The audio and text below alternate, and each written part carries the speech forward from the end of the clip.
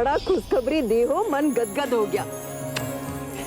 मेरा बच्चा नाना नानी बनने वाला है हम।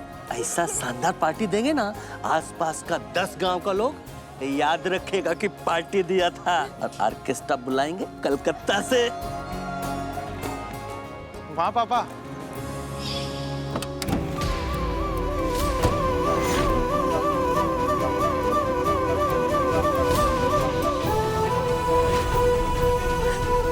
शेखर,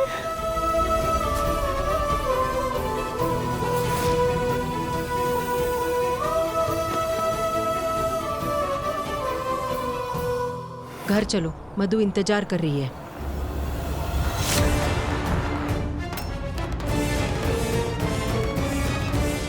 समधन जी, और वो भी हमारे घर पे। इतना बड़ा खुशखबरी मिला, बस रहा नहीं गया, चले आ गए। वो तो आप हमेशा ऐसे ही करती हैं समधन जी। ये सब इतनी जल्दी हो जाएगा हमने सोचा भी नहीं था।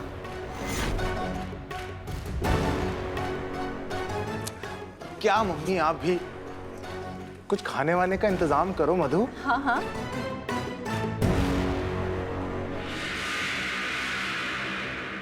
क्या हुआ माँ?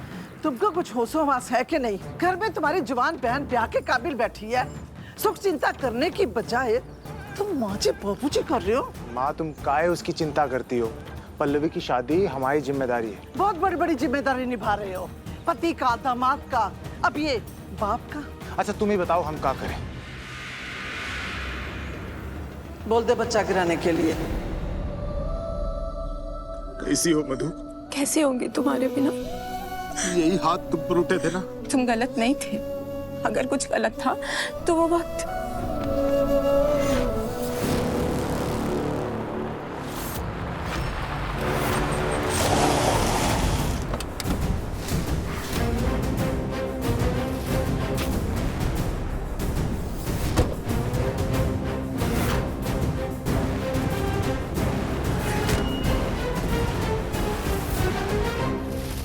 बोल दे अपनी बीवी से बच्चा गिराने के लिए। बहन की शादी के बाद ये सब कर लेना। ये क्या कह रही है आप?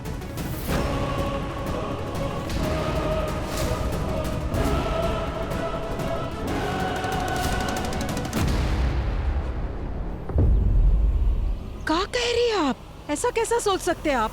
हमारी बेटी ने इतनी अच्छी खुशखबरी दी है और आप इस खुशी का पल 1 मिनट में बर्बाद करना चाहती है? अब ऐसा क्यों करना चाहती हैं? देखिए, अगर कोई समस्या है तो हमें बताइए, हम मिलकर सुलझाएंगे। हम सब एक ही हैं, एक ही परिवार। क्या बेहुदा मजाक कर रहे हैं आप समधी जी? हम मेहनत करके कमाने खाने वाले हैं और आप ब्याज का पैसा वसूल करने वाले। समधन जी, अब इस बात को कहां से कहां ले जा रही है? इतना भी क्या गलत बोल दिया हमने कि आपको इतना ताव आ गया? क्या ब्याज का पैसा वसूल नहीं करती? यही तो पुश्तैनी धंधा है आपका। और हाँ, इसमें कौन सा पसीना टपकता है? सीना नहीं टपकता, इसका मतलब ये ना है कि हमारी पूंजी न लगती उसके अंदर आंटी जी। और दूसरी सबसे बड़ी बात, जबरदस्ती उधार न देते किसी को। लोग आते हैं, मदद मांगते हैं तो हम मदद करते हैं। भैया, वो आपकी आंख के सामने हमारी माँ से इस तरीके से बात। खबरदार जो हमारे बिटवा के बारे में एक शब्द भी कहा तो। ये की तो कह रहा है हमारा सिद्धू बिटवा। जिन लोगों को बैंक कर्जा नहीं देता ना, उन लोगों को कर्जा हम देते हैं। हाँ, ब्याज में देते हैं, 2% ब्याज मिलता है। तो क्या हुआ? बिजनेस है वो हमारा। आपका पिताजी भी तो कपड़ा का दुकान खोलकर बैठे थे और 400 रुपया का साड़ी जो था ना, 1200 रुपए में बेचते थे झूठ बोलकर। वो मेहनत का पसीना था। माँ, थोड़ा शांत हो जाइए। उन्हें क्या चुप करने के लिए कह रहे हो? अपनी माँ को चुप होने के लिए कहो। शुरू पहले उन्होंने किया था। शुरू उस दिन से हुआ था जिस दिन से तो इस घर में आई है। तभी से इस घर की सुख शांति छिन गई है। मनूस लड़की। अरे सामने हमारी बेटी को मनूस कहोगी?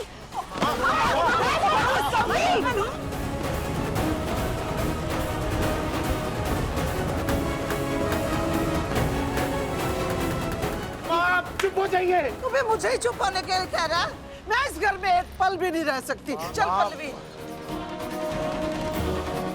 रुक जाइए माँ, आप क्या कर रही हैं? मुझे रोकने के लिए तुम नहीं, उसे कहना होगा। उसे कहो कि मुझसे माफी मांगे। मधु, माँ से माफी मांगो। मेरी माँ को, मेरे भाई को, मेरे पूरे परिवार को गलत कहा है इन्होंने। मैं चुप नहीं रहूंगी। मतलब हमारी माँ के बारे में गलत बात कर सकते हैं? कौन सी माँ? वो माँ जो अपनी ही बहू के बच्चे को गिराने की बात कर रही है। वो माँ तो क्या औरत कहलाने के लायक भी नहीं है। मधु मधु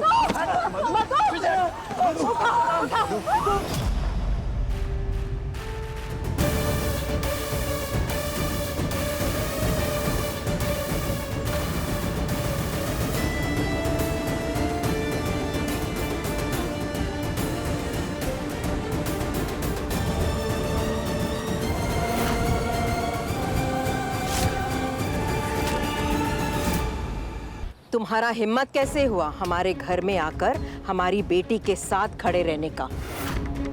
किस हैसियत से वकील साहब? हम यहाँ वकील की हैसियत से नहीं आए हैं, बल्कि आपके दामाद की हैसियत। दामाद? दामाद का रिश्ता तो उसी दिन टूट गया था जब आप अपनी माँ के कहने पर अपने हाथ से हमारी बेटी का कोख उजाड़ दिए। अब हम इंसानियत का रिश्ता ना भूले, उससे पहले अच्छा होगा कि आप यहाँ से चले जाइए इज्जत से। मैं यहाँ से यूं ही जाने के लिए नहीं, अपनी पत्नी को साथ ले जाने के लिए आया हूँ।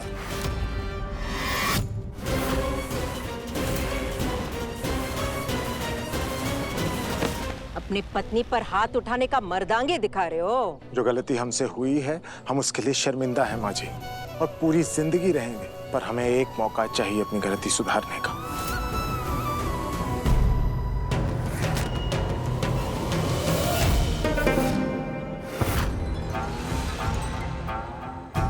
आप लोग सिर्फ गांव वाले ही नहीं, हमारा परिवार भी हो। हमारे साथ, हमारी बेटी के साथ जो कुछ भी हुआ आप सब ने देखा। आज हमारी बेटी को इनके साथ विदा कर रहे एक बार फिर, लेकिन पूरे रीति रिवाज के साथ। अब वकील साहब ने गलती की है तो उस गलती का एहसास भी है इन्हें, और उस गलती को सुधारना चाहते हैं। अब गलती तो इंसान से ही होता है ना, लेकिन उस गलती को मानकर, माफी मांगकर मन और मामला साफ कर लेना चाहिए।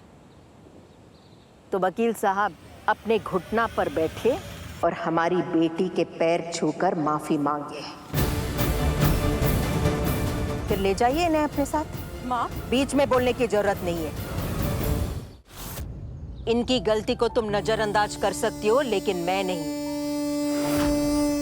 इन्होंने जो मेरे सुहाग के साथ किया उसे हम नजरअंदाज नहीं कर सकते। देख अपनी बापू की तरफ एक बार।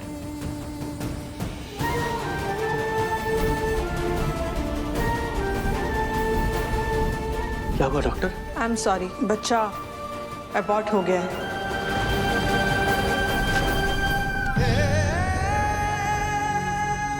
हमारे घर के मालिक है ये, 10 गांव के दाता। हमारे पति इस वक्त बेबस है। बोलने के लिए बहुत कुछ बोलना चाहते हैं, लेकिन बोल नहीं पाते। अपना हाथ उठाना चाहते हैं आशीर्वाद देने के लिए, लेकिन उठा नहीं सकते। पूछे क्यों? गलती की वजह से, वकील साहब की गलती की वजह से। अब ये अपनी गलती को मान ले और माफी मांग ले। जो कुछ भी हुआ हम भूल नहीं सकते, लेकिन नजरअंदाज कर सकते हैं।